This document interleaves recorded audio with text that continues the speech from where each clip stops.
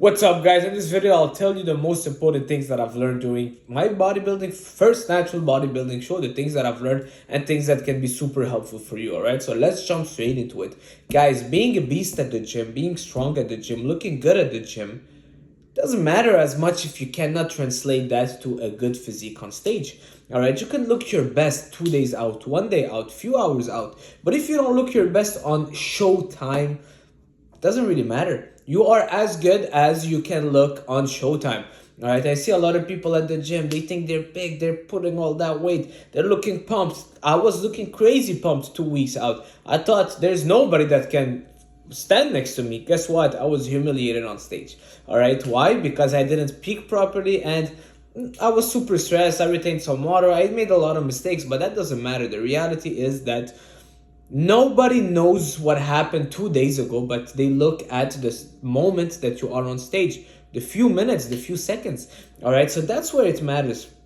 And you gotta understand that as a bodybuilder, that it's not about looking good 12 weeks out or looking your best 2 weeks post the show with all the carbs and the sodium, but it's figuring out a way and a plan that works for you that will help you look your best on show day. And that is why it's important for me to not over manipulate stuff. We went through a peak week with my coach, and I feel like the peak week, my body just didn't react well to it.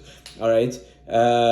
It was our first time doing a peak week together, but it kind of bloated me so much and I retained so much water. But guess what? The judge don't care about that. And it's sad because then you might have done 12 weeks, 16 weeks, 3 months, 4 months, 6 months of sacrifice and ending up messing it all up because you missed the few last hours, which isn't super pleasant, right?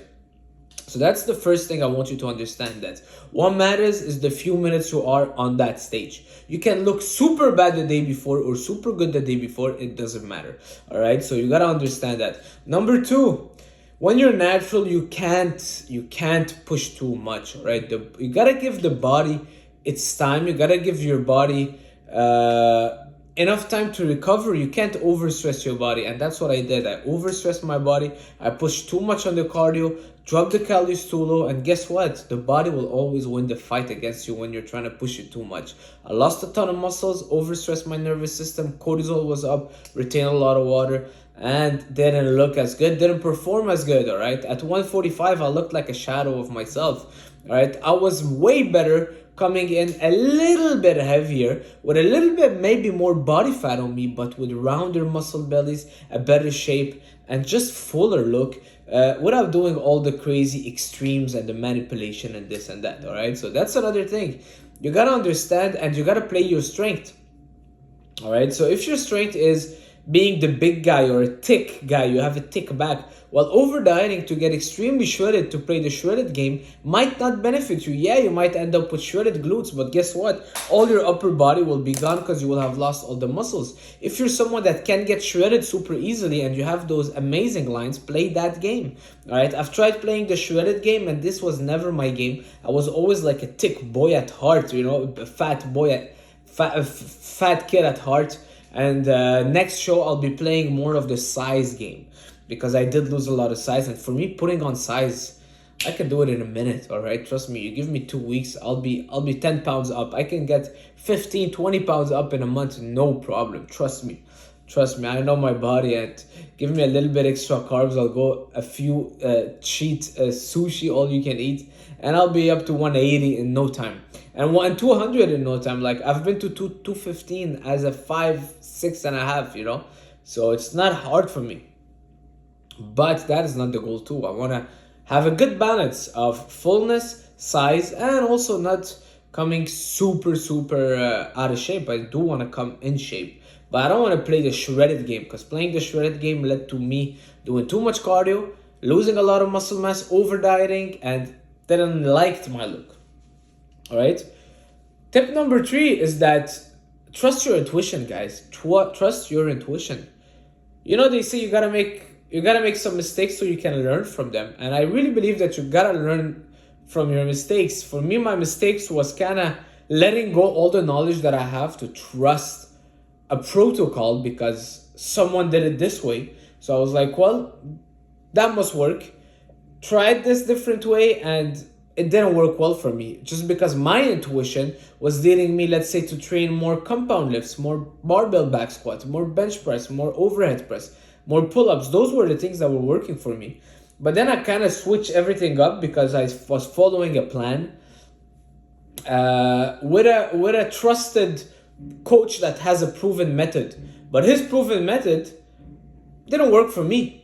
You know, that's what's crazy, but that's what's normal too, because that's when you want to know, well, maybe it's time for me to trust my intuition and go with the way that I believe of things. If I feel like red meat and potatoes make me feel good, why would I eat white rice and chicken? You know what I mean? If the macros are the same.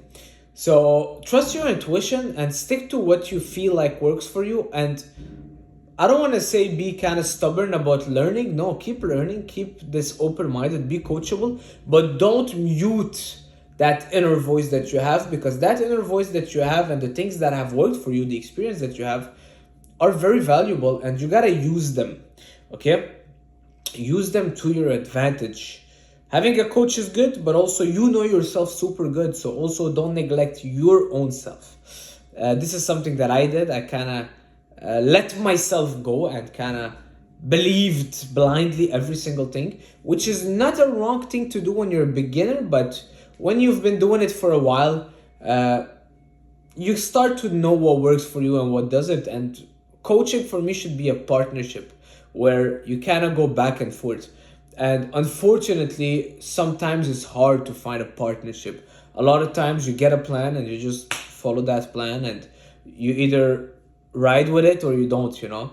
And that's what I'm not a big fan of. For me, it's very hard to be coached that way. Okay, moving on. Another thing that I have learned is that you gotta be prepared, you know? Like you guys know my story. Some of you guys know I retained a lot of water. I went by flight. I lost my luggage. I lost all my food. My Airbnb didn't work out as I wanted. I had to cook over there.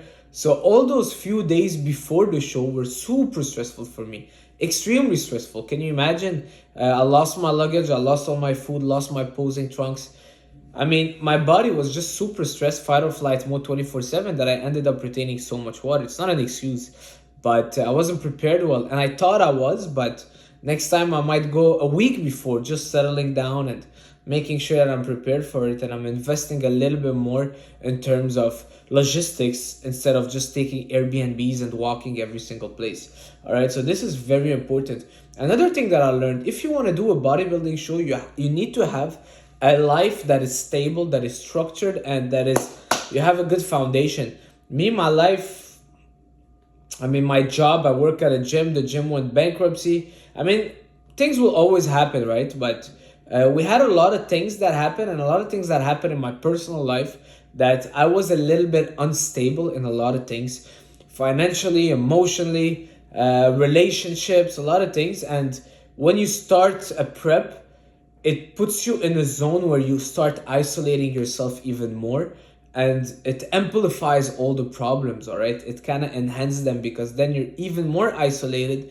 And let's say me, I'm a personal trainer. Imagine I had to deal with some clients, and poor clients, because I was going there with a very bad attitude sometimes. You know, I'm just like, yeah, let's go do your reps, but I didn't want to talk with them anymore because I was super tired, not eating a lot, doing a lot of cardio. But that's not their problem, you know. So you gotta be aware of that. And nobody will tell you that, because it's something you gotta go through so you can understand it. And when you go through it, you'll do the hours of cardio, the eating, you're not eating a lot, the training, and this and that, and doing it for week after week, trying to win every single day. It's very hard to maintain relationships. And then you have all the life issues that comes, like me, my gym went bankruptcy. We had a fight with the owner. He took all the money. He didn't pay any trainer. And then a lot of clients were missing sessions because this guy took all their money.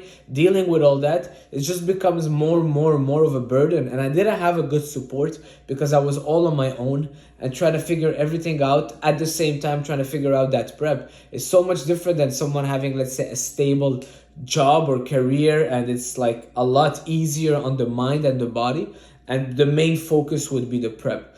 All right, for me, I was like juggling with so many things. I had so much on my plate, and next thing you know, Yeah, it's just not possible. I thought that I was strong enough to just take care of everything.